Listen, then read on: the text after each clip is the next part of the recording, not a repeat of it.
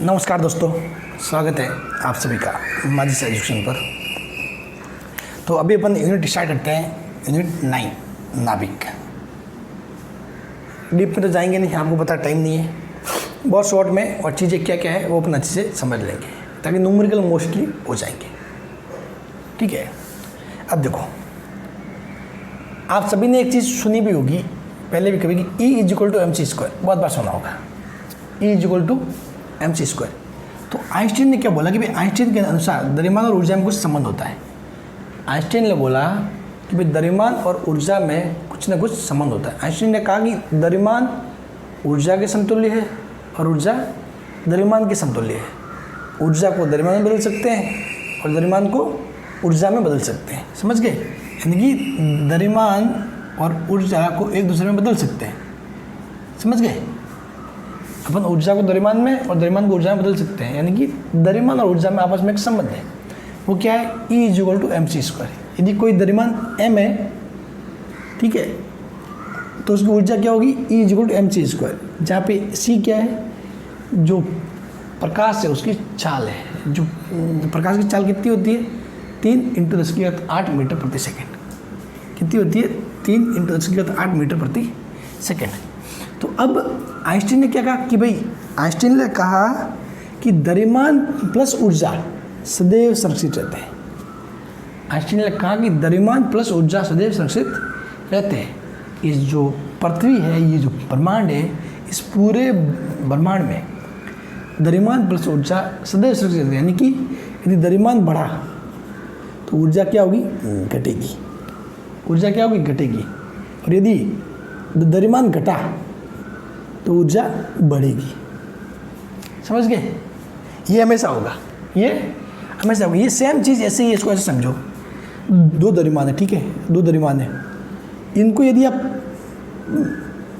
द्रव्यमान m1 है और m2, इनको भी जोड़ोगे ना तो एक टोटल द्रव्यमान मिलेगा। तो उस स्थिति में क्या होगा? अब जोड़ोगे तो इससे क्या होगा? ऊर्जा मुक्त होगी। ऊर्जा मुक्त होगी, ठीक है। जबकि इसको अगर तोड़ रहे हो दो पार्ट में तो उसको ऊर्जा देनी पड़ेगी। समझ गए? उसको ऊर्जा देनी पड़ेगी। तो कहीं ना कहीं यहाँ से आप समझ सकते हो कि भाई द्रव्यमान और ऊर्जा का आपस में एक संबंध है, ठीक है। यानी कि इससे कुछ द्रव्यमान तोड़ के निकालना है तो अपने को कुछ ऊर्जा देनी पड़ेगी, तभी वो द्रव्यमान तोड़ के निकाल सकते हैं, ठीक है।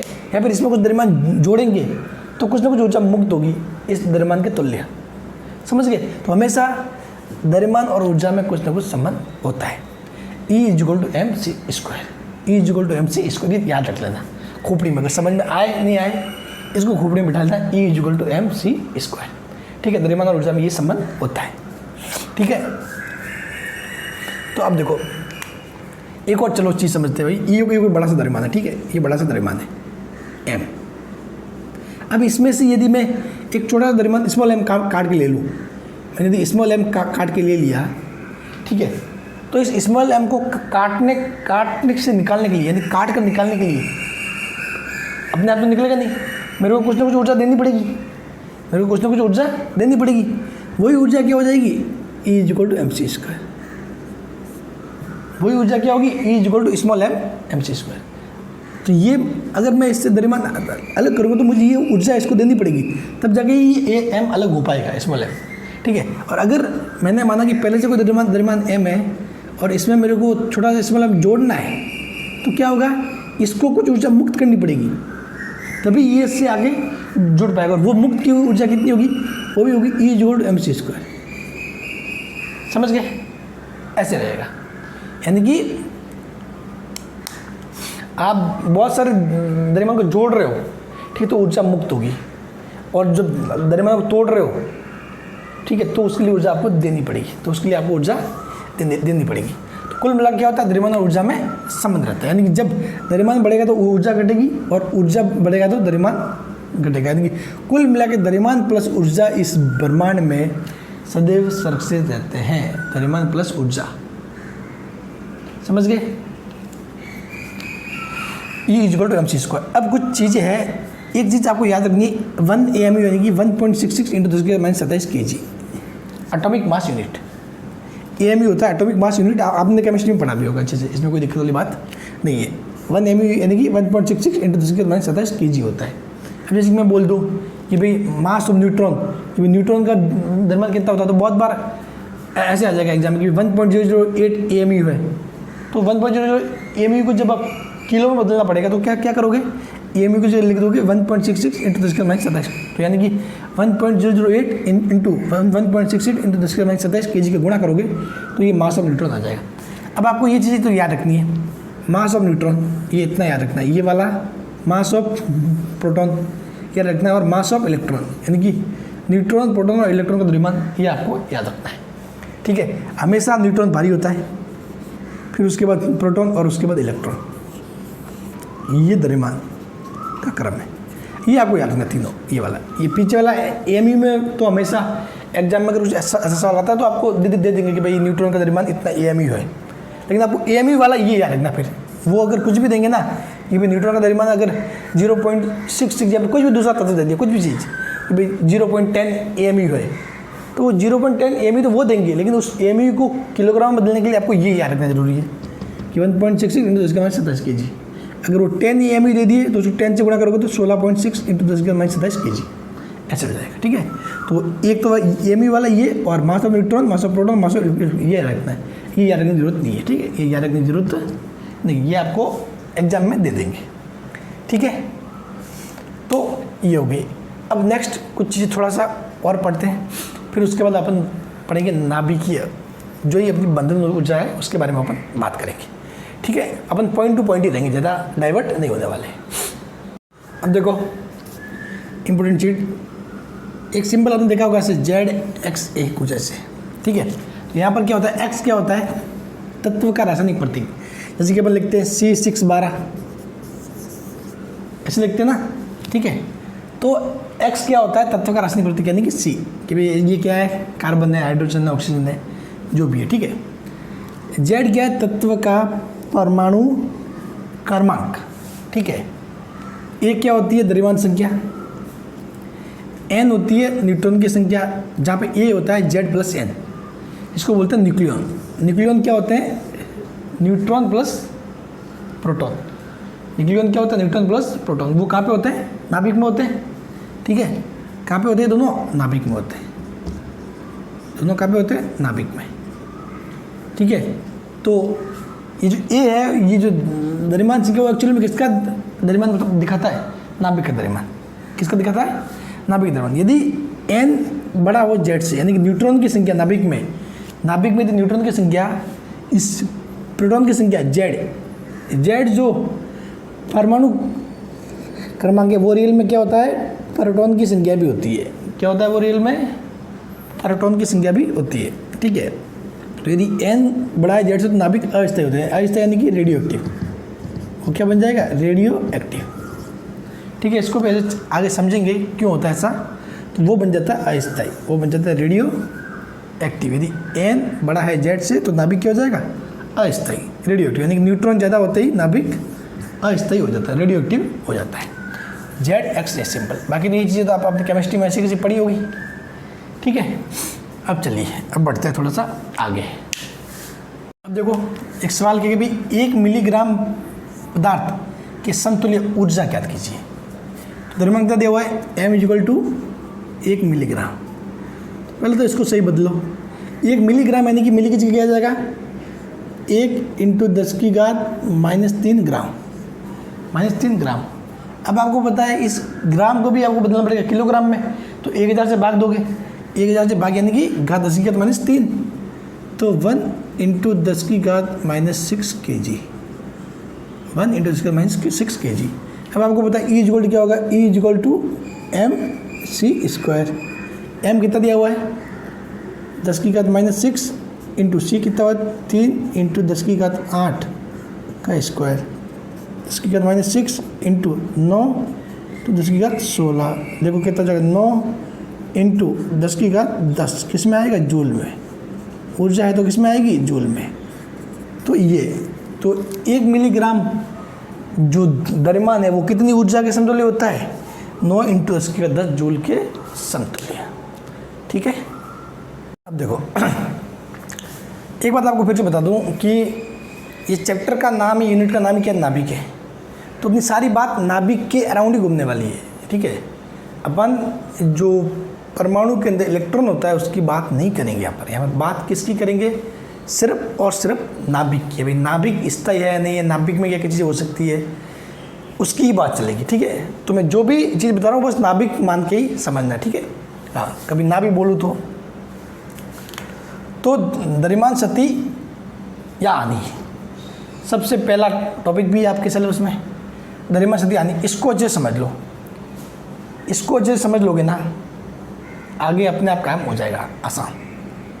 देखो द्रव्यमान शक्ति हानि क्या पता है कि भाई किसी नाभिक का वास्तविक द्रव्यमान, किसी नाभिक का वास्तविक द्रव्यमान उसके न्यूक्लियन के द्रव्यमान। न्यूक्लियन के द्रव्यमान क्या होता है, न्यूक्लियन क्या होते हैं, नाभिक के अंदर उपस्थित कण कौन कौन से होते हैं, न्यूट्रॉन और प्रोटॉन। तो न्यूट्रॉन और प्रोटॉन को संयुक्त रूप से बोलते हैं न्यूक्लियन, और उनके द्रव्यमान को बोलते हैं अपन संभावित द्रव्यमान से सदैव कम होता है। यानी कि ये कह रहा है कि भाई किसी नाभिक का जो वास्तविक द्रव्यमान है वो उसके संभावित द्रव्यमान से सदैव कम होता है।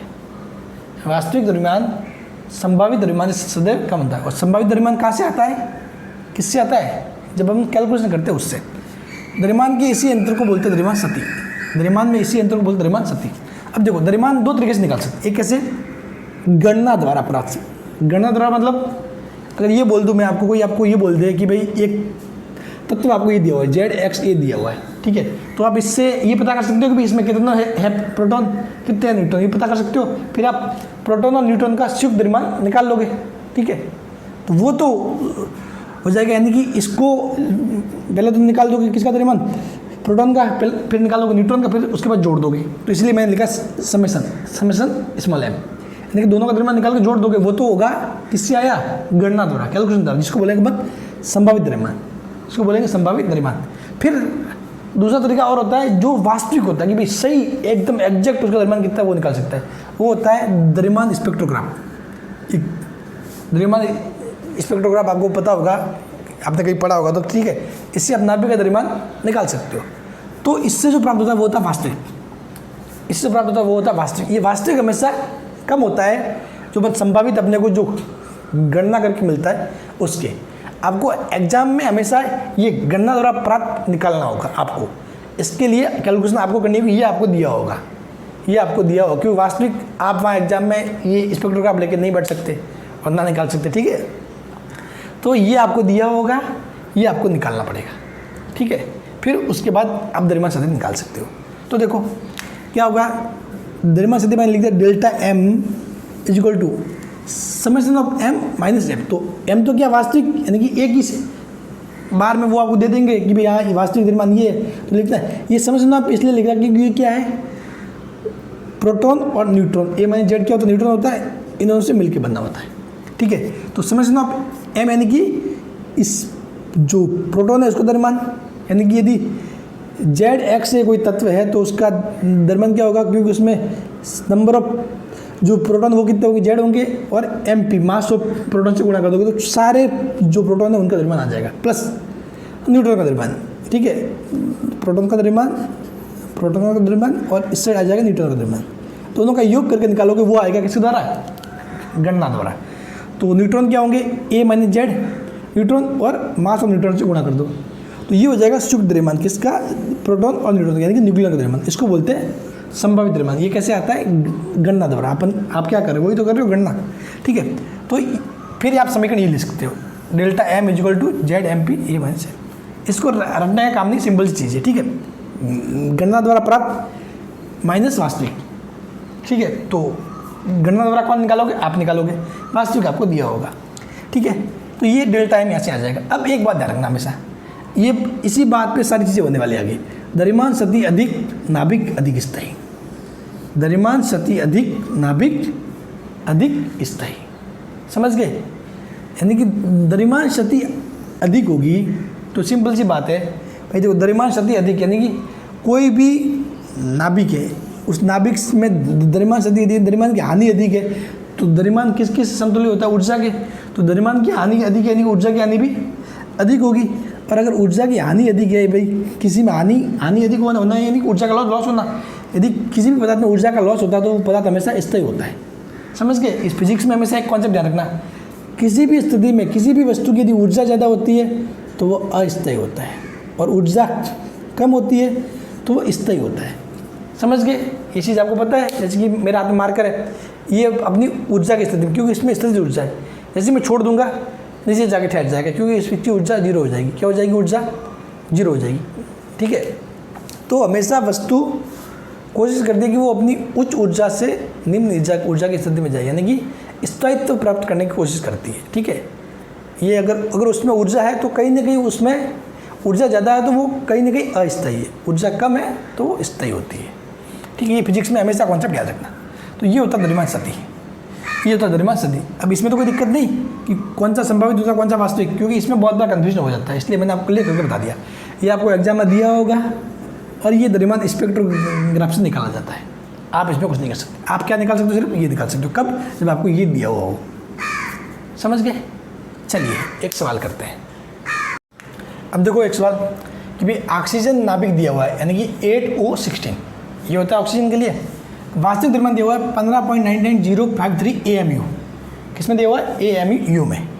ठीक है, यदि मास ऑफ जो प्रोटॉन का द्रव्यमान है वो दिया हुआ है 1.00727 AMU और मास ऑफ न्यूट्रॉन दिया हुआ है 1.00866 AMU। तो द्रव्यमान स्थिति ज्ञात करो। तो देखो द्रव्यमान स्थिति क्या होता है? गणना माइनस वास्तविक। तो क्या होगा गणना? किसका द्रव्यमान? टोटल प्रोटॉन का द्रव्यमान प्लस न्यूट्रॉन का द्रव्यमान, यानी कि प्रोटॉन और न्यूट्रॉन मिलके कितना द्रव्यमान बनाते हैं वो। तो जो प्रोटॉन का द्रव्यमान वो क्या होगा? इसमें कितने प्रोटॉन? 8 है, तो 8 इंटू इसका ये गुणा कर दो, और ये 16 माइनस 8 न्यूट्रॉन में कितने हो जाएंगे? 8, तो 8 इंटू ये जोड़ करके ये वास्तविक को घटा दोगे तो ये आ जाएगा AMU। अब यदि आपको ऑप्शन में द्रव्यमान किलोग्राम में दे रखा है तो आप क्या करोगे? वही इस AMU की जगह उसकी वैल्यू रख दोगे 1.6 वो। ठीक है, इंटू इसके -27 वो रख के आप इसको किलोग्राम में बदल सकते हो। समझ गए? तो ऐसे करना है।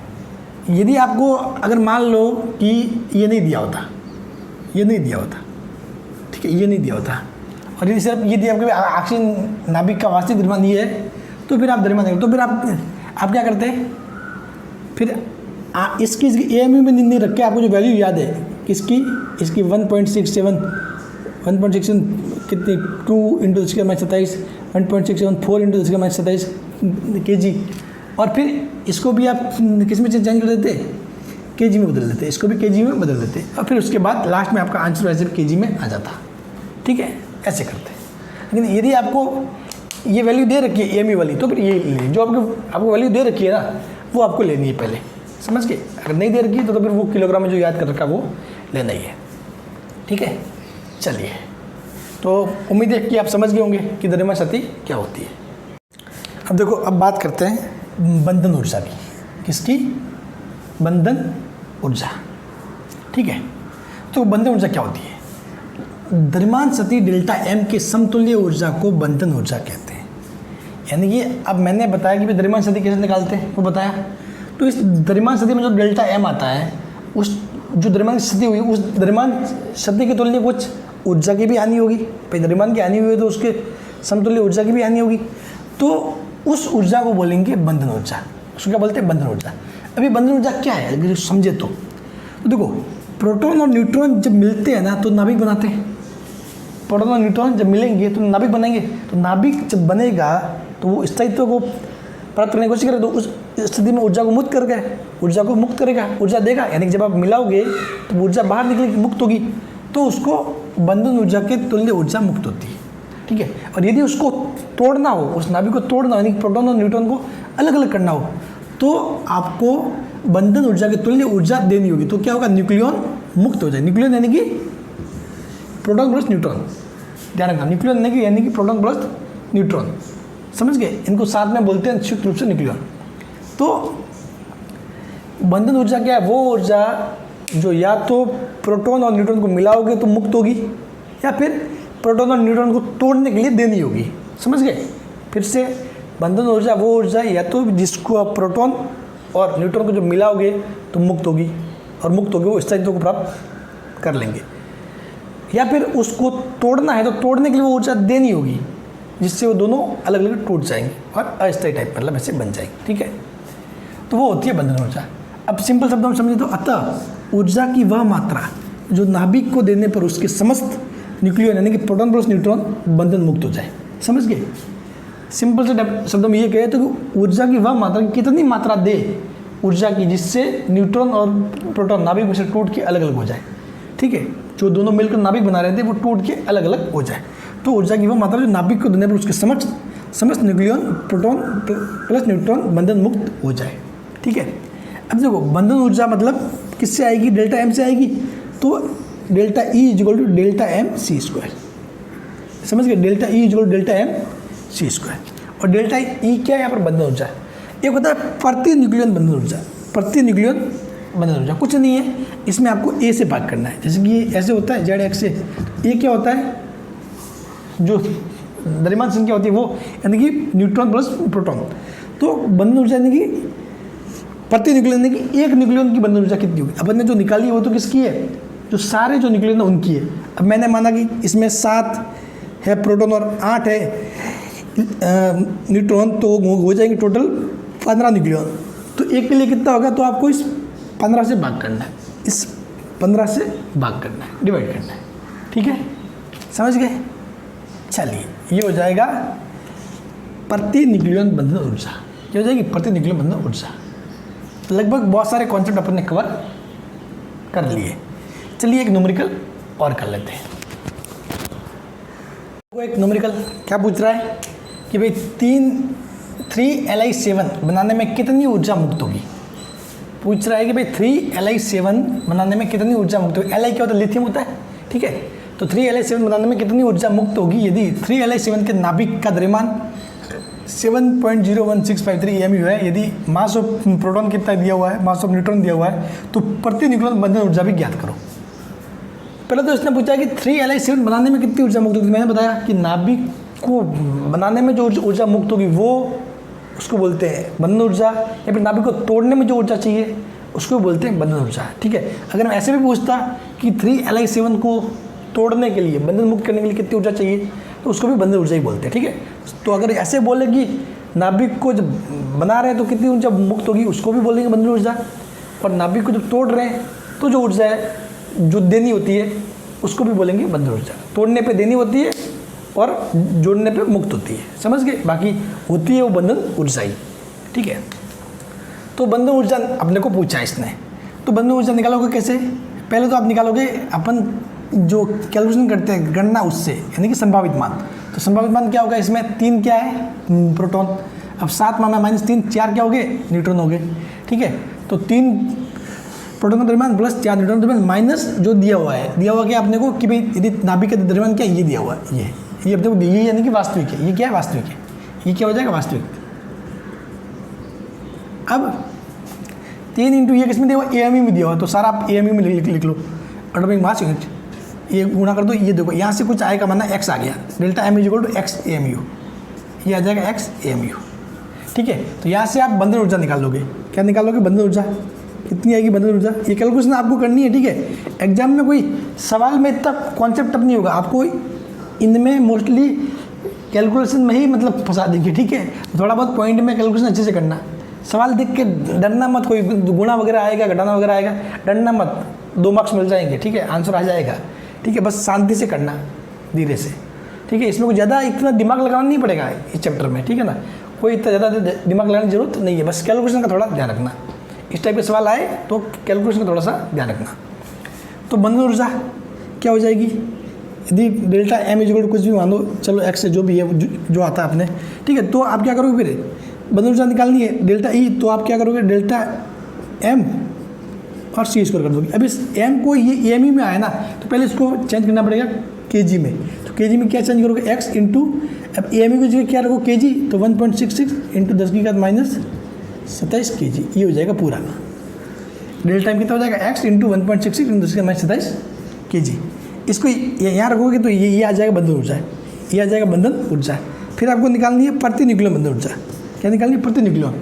तो इस बंधन ऊर्जा में जो टोटल न्यूक्लियन है, टोटल न्यूक्लियन मतलब प्रोटॉन प्लस न्यूट्रॉन कितने? 7 है, 7 से भाग दे दो, बस वो आ जाएगी प्रति न्यूक्लियन की एक न्यूक्लियन के लिए बंधन ऊर्जा। समझ गए? तो चलिए, ये द्रव्यमान शक्ति और ये चीज़ें तो अपने कंप्लीट हो गई है। और आज की क्लास में इतना ही। Thank you so much.